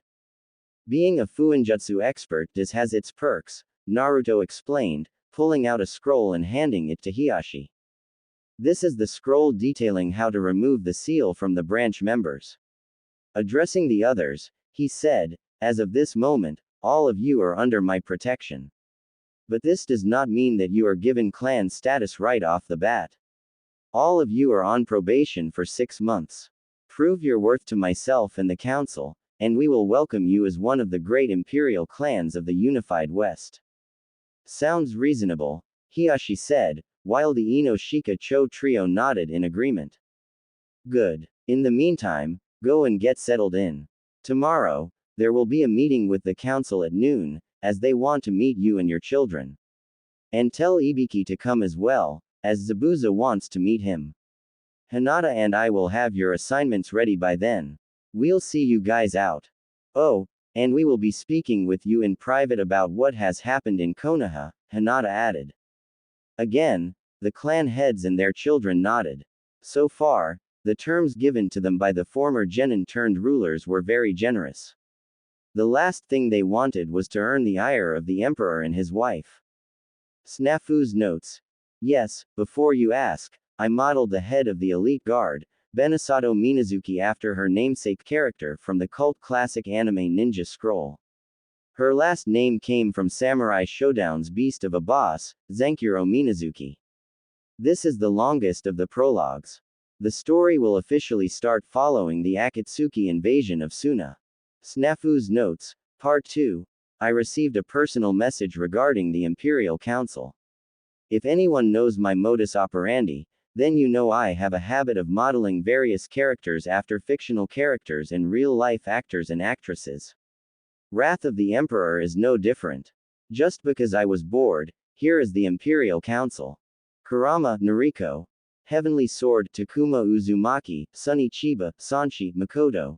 Meiko, Iwamatsu, Eiji Kibagami, Hiroyuki Sanada, Kota Chiba, Ryona Hazuki, Kokura Yamada, Reiko Takashima, Kasumi Ehara, Koyuki Kato, Hayate Okajima, Louis Fan, Ryuji and Haruka Shinzen, Takashi Sorimachi and Nanako Natsushima, Shinoda Wakaba, Ken Watanabe, Katsumoto Kitahara, Kari Hiroyuki Tagawa, Shin Akazuki, Takeshi Kaneshiro, Rumika Todo, Cheng Pei Pei. Kanahagakure no Sato, Fire Country. A week had passed since the Konoha exodus, in which 4 of Konoha's most prestigious clans had defected from the village hidden in the leaves. 5 years ago, the village hidden in the leaves was considered the strongest of the shinobi villages. With the most powerful of the Jinchuriki as a deterrent and powerful clans such as the Hyuga and several others, it was a village that commanded respect from friend and foe alike. Then, Sasuke Uchiha had attempted to defect to Orochimaru, but was stopped by his teammate and brought back to Kanahagakure no Sato. That was followed by the tribunal, which had pardoned the Uchiha and had banished the Uzumaki. Shikamaru Nara had spoken in Naruto's defense, as did his father, his 2 teammates, parents and Hiashi Hyuga. The Uchiha had broken the laws, and used the cursed seal to combat Naruto, which meant that he had to use the 9 Tails power in retaliation. The law demanded that it was to be Sasuke Uchiha, not Naruto Uzumaki, that should be banished. Surprisingly enough, Anko Mitarashi, Ino Yamanaka, Choji Akamaiki, Hinata Hyuga and Cell Guy spoke in Naruto's defense. But they were ignored, and Naruto was banished. When those supporting Naruto protested, Tsunade and the council threatened to strip the 4 clans of clan status, to which the Hyuga and the Ino Shika-cho responded in kind by threatening to leave Konoha, crippling it even more, should they try. Tsunade and the council had no other choice but to back down. After both the Uzumaki and the former Hyuga heiress had fled Konoha, it had become known about the events following the Uchiha retrieval mission. In the months following that incident, things had went downhill from there. Suna was the first to pull out of the alliance it had made with Konoha and Fire Country. Gaara had heard from Tamari about how the Ino Shika-cho and Cell Guy had spoken in Naruto's defense and approved of their actions. If they decide to leave Konoha and settle in Suna, then they would be most welcome. Wave Country soon followed, terminating its trade agreements with Konoha and Fire Country. Second, a scroll came from Spring Daimyo Koyuki Kazuhana. Not only was Spring Country was terminating its trade agreements with Konoha, but given both Hatake and Jiraiya's intimate betrayal of Naruto, she was also pulling out of the Ika Ika movie. She also threatened both Jiraiya and Cell 7 with death should they step foot in Spring Country ever again. As Jiraiya would later find out, the Spring Daimyo would later star in a series of movies based off of Murasaki Shibiku's novels once the Empire had been established. As a bonus for Spring, she had left the Empire with a trading alliance for her homeland. The same thing happened with the other countries where Naruto had made an impression. Treaties and alliances were pulled out, once they found out not only the circumstances of the banishment orders, but also the relationship between Naruto and the two Sannin. A betrayal orchestrated by his godparents. A betrayal by family. In the end, Konohagakure was known as a village who banishes their heroes and rewards traitors. The Fire Lord, as well as the village itself and the two Sannin would be synonymous with the word hypocrite, while Kakashi Hatake, the majority of the clans who supported the banishment order, and Sasuke Uchiha himself would be synonymous with the word traitor. Even Iwa, who hated Konoha with a passion, was shocked as to how the son of their most hated enemy was treated. Despite the stone's long-standing policy on Jinchuriki, they would have thought that the son of the Yondaime would be better treated. 2 years passed, and despite Tsunade sending out shinobi and Anbu to search for Naruto and Hinata, nothing was heard from them. Then came the rumors from the west. A place which was war-torn since the era of the Six Paths that not even the Akatsuki would dare to travel there. The wars which had plagued the west were now over, and the lands were brought under the rule of a single ruler and his wife. The emperor and empress consort.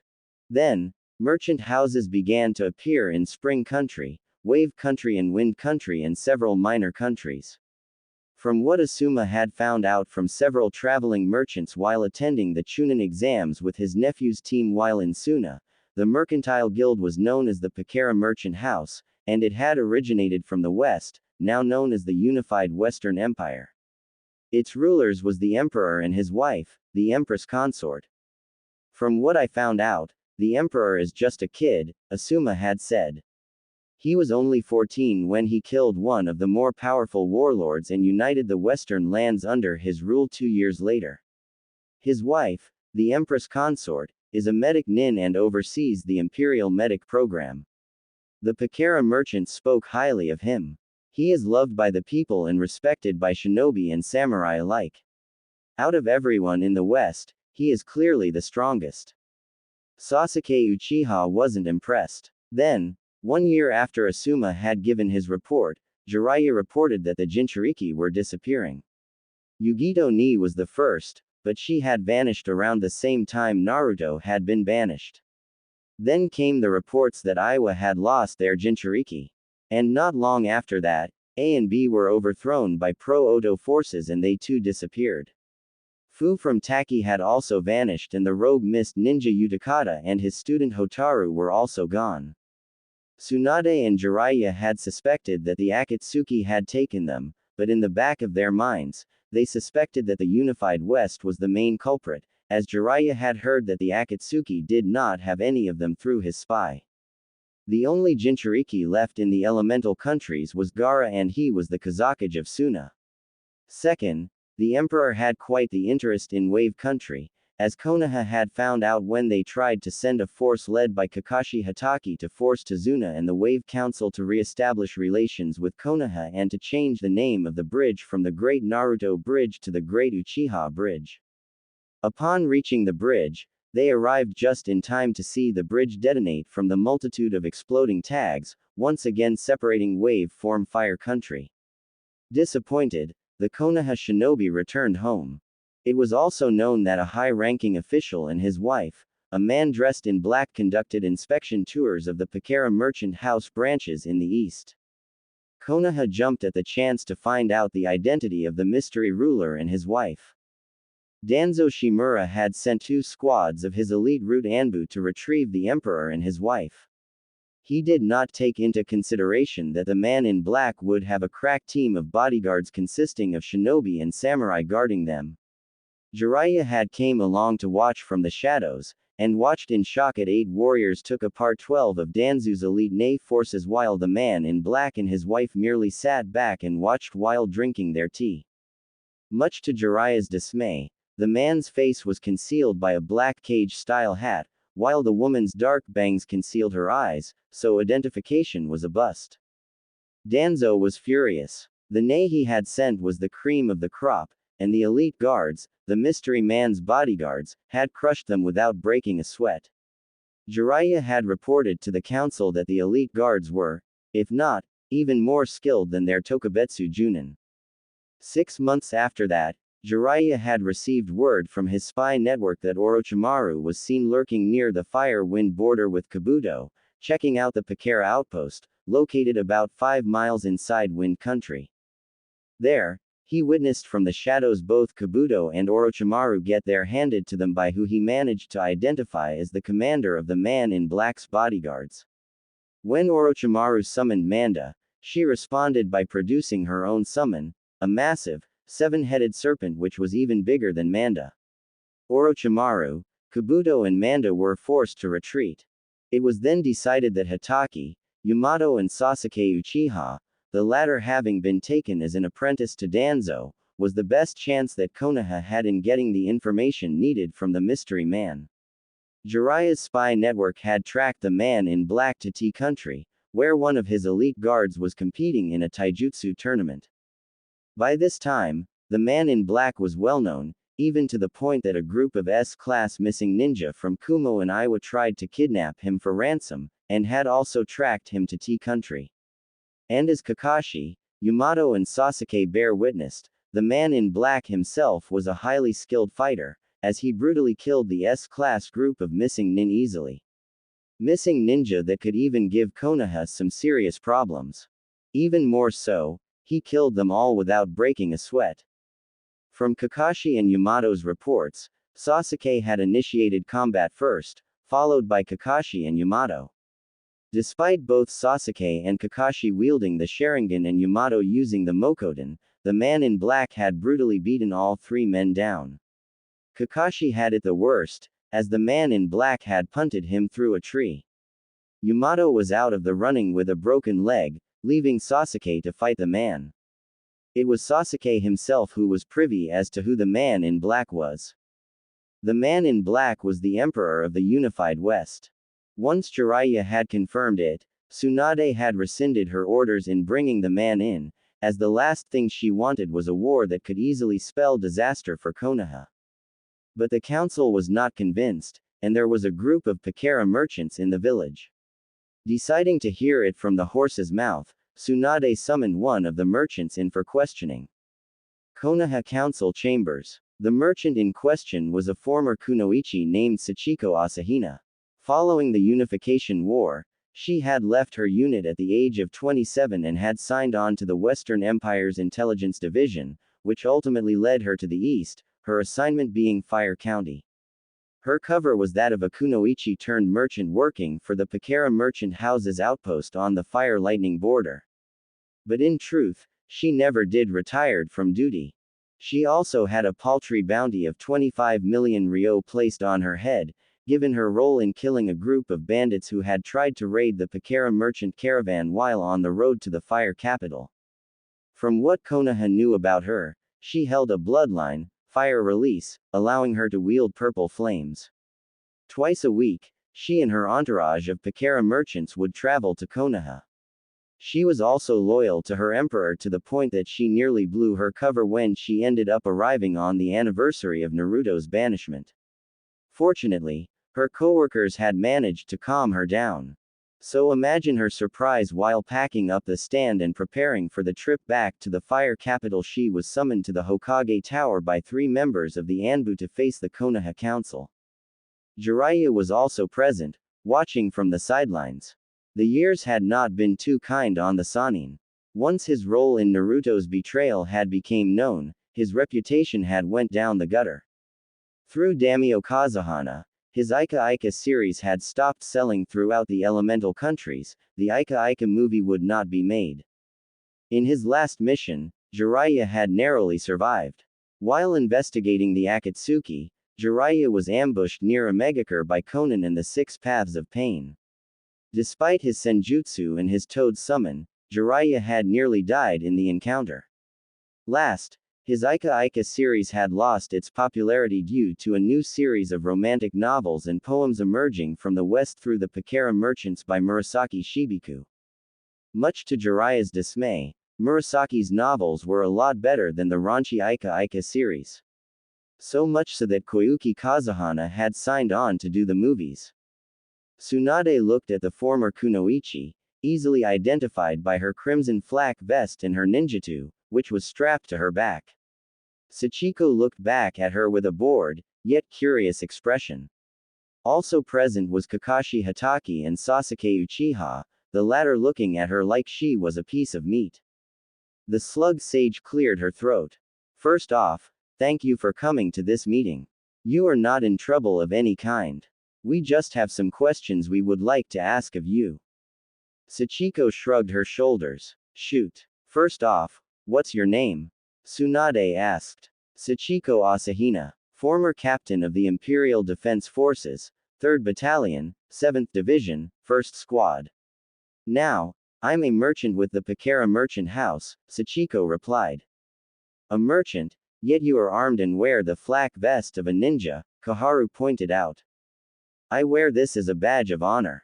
To remind myself that even though I am a merchant, I will always be a ninja, Sachiko replied. The katana is for self-defense. The shinobi could respect that, Danzo included. And Anbu handed her the picture of the disguised Naruto in his man in black outfit and the disguised Hinata in her cheongsam dress, a rose in her hair, but her face was away from the picture, so identification was impossible. Can you identify the couple in the picture? Tsunade asked. Of course, Sachiko replied. That's the Emperor of the West. The woman is his wife, the Empress consort. Whispers and murmurs were heard throughout the council chambers.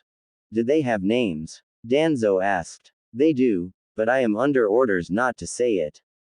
To ensure this, there is a seal on my tongue which keeps me from speaking their names. The emperor and his wife has many enemies, and there are those in the east who wish to make a name for themselves by eliminating his imperial majesty and take his throne. His clan is virtually the richest out of all of the clans in the west. That was understandable to the gathered shinobi. That's not good enough, Asuna Haruno snapped. Tell us their names. Sachiko turned to the civilian council member. You don't like that. Tough shit. I answer to the emperor and the empress consort, not you. How dare you? Asuna shouted, rising to her feet. You will tell us their names right now, or else we will have you arrested. Haruno, sit down, Tsunade ordered. Leave it to the hot-headed Haruno to antagonize their guest. But, Asuna sputtered, shut up and sit down. The Godime bellowed, the sheer will alone made Asuna collapse into her seat. Once Asuna was properly humbled, Tsunade turned back to Sachiko. I apologize for Representative Haruno's behavior. Apology accepted, Lady Hokage, Sachiko replied. I take it you want to know more about the boss? The boss? Tsunade repeated. It's a nickname we have for the emperor, Sachiko explained. It goes back during the days of the Unification War. To answer your question, yes, Tsunade replied. We would like to know more. He's tall, 6 feet even, reddish blonde hair, blue eyes. But when he uses his bloodline, they turn to purple with a ripple-like pattern. Likes to wear black, which earned him the nickname, the Man in Black. I fought alongside him and his wife in the Unification War, back when he was a teenager.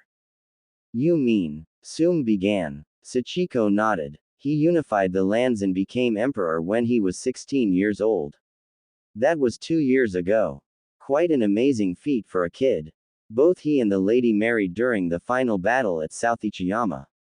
Sasuke snorted. Had I been in command of the imperial forces, I would have ended the conflict much sooner, as I am an elite.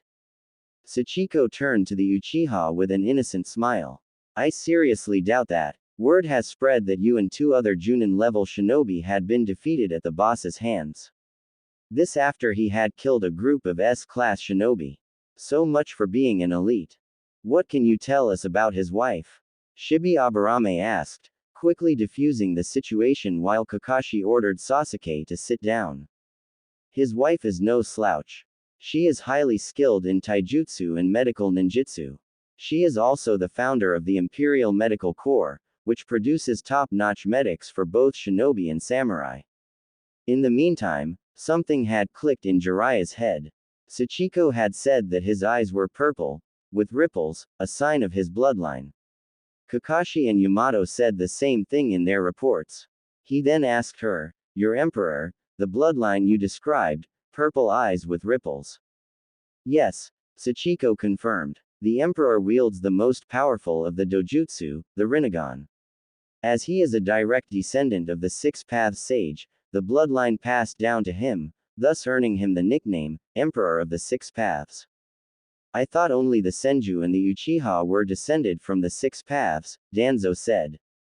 The Six Paths adopted the ancestors who would become the Uchiha and Senju clan founders, Sachiko calmly explained. The Six Paths had one child, a daughter, of whom the Rinnegan was passed on to. She is the true descendant of the Six Paths. Is that all? I need to get back to the outpost. Tsunade nodded and with a small bow, Sachiko used a fire shunsen to make her exit. Office of the Hokage. After Tsunade had dispersed the council, she was back inside her office. Also present were the two elder advisors, Councilman Shimura and Jiraiya. Shizune stood nearby, holding Taunton in her arms. What do you know about the Rinnegan? Tsunade asked her former teammate. It's what Asahina says, the most powerful of the dojutsu, Jiraiya explained. It allows the wielder to master each of the 5 elements. Only one other person had the Rinnegan, but I have lost contact with him early on. It can't be even more powerful than the Sharingan, can it? Hanmura asked. It is, Jiraiya confirmed. Add the fact that the Emperor is not much older than the Uchiha, and the West live and breathe warfare ever since the era of the Six Paths, the Emperor is a powerful warrior. In some cases, he could be even more powerful than the first 4 Hokages combined. There's no way that a snot-nosed brat could be even more powerful than the Uchiha. Koharu snapped. Still, this is something that we cannot ignore, Danzo commented. With Konoha's reputation in the gutter, we are at its weakest since the Nine Tails attacked us. Suna stands poised to take our position as the strongest shinobi village, and the village in Spring Country is a serious threat to our standing. With the other nations supporting the Kyuubi brat, our enemies can attack us without penalty. This man in black, this Emperor of the Unified West, we must reach out to him, to seek an alliance with him. I concur, Hanmura seconded. The Unified West, from what I have heard, has powerful warriors, both shinobi and samurai. If we can get an alliance with him, we can send advisors to the Western Empire to make sure that he has Konoha's best interests at heart. The hidden statement did not go by Jiraiya or Tsunade. What Homura had meant by best interests had literally meant using the Empire's resources and manpower to rebuild Konoha's infrastructure, and if the Emperor was a weak-willed fellow, then they could make him into a puppet ruler while they controlled everything from behind the scenes. Tsunade turned to Jiraiya. Looks like you're going to the Western Empire, Jiraiya. Consider this an S-ranked mission of the utmost importance. But you're not going alone. I want you to take Captains Hatake and Sarutobi with you, along with Junin's Haruno, Inuzuka and Aburame as escort.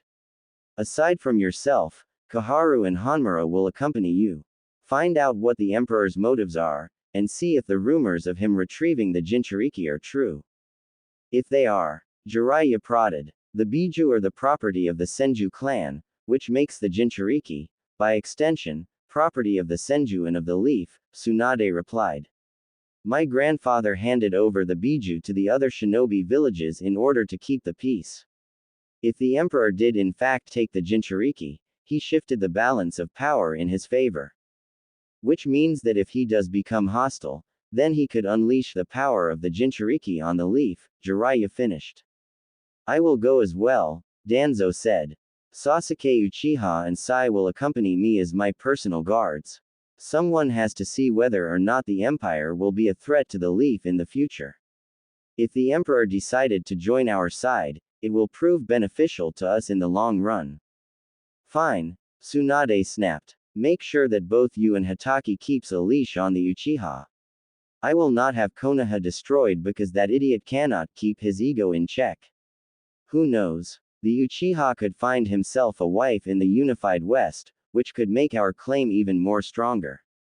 Looking around for a moment, she asked, where is Sasuke?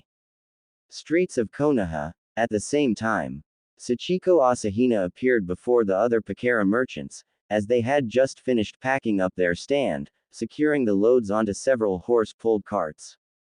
Everything okay, Captain? Miko Nanakase asked. Unlike Sachiko, she was a samurai assigned to protect the Pakera merchants. Sachiko nodded. Yes. Everything is fine. Let's go. As Sachiko and the Pakera caravan and their guard prepared to make their way out of Konoha, they received an unwelcome sight. That sight was Sasuke Uchiha. He was not alone, as he was flanked by two of Danzu's root Anbu. Wonderful, Sachiko muttered. When she had accepted the assignment to head overseas as part of the Empire's information network, Naruto had briefed the team of informants and merchants about the senior hierarchy within Konoha, as well as his former team. So she was prepared when she was brought in for questioning by the Godime and the council. Sasuke fell in step beside Sachiko, the root Anbu following close behind. You are a strong kunoichi, Captain Asahina, he began. Where I'm from, you have to be, Sachiko replied. You either become strong or you become the victim. I was there, you know, when your caravan was attacked by bandits, Sasuke continued. And I pride myself in seeing strength as well as beauty. Sachiko, on the other hand, was fighting the urge not to gut her emperor's former teammate. As you can see, I am just like you, an elite, Sasuke said. Although the people in Konohagakure treat me more like a prince. Can you make this quick? Sachiko asked. Not to sound rude or anything, but my people have a long journey ahead of us. We need to get back to the outpost. Very well, Sasuke replied. Captain Asahina, I am proposing that we unite our clans in marriage. Sachiko stopped and turned to the Uchiha. I am honored that you would ask me to marry you, she replied, but I must decline, as I am already married.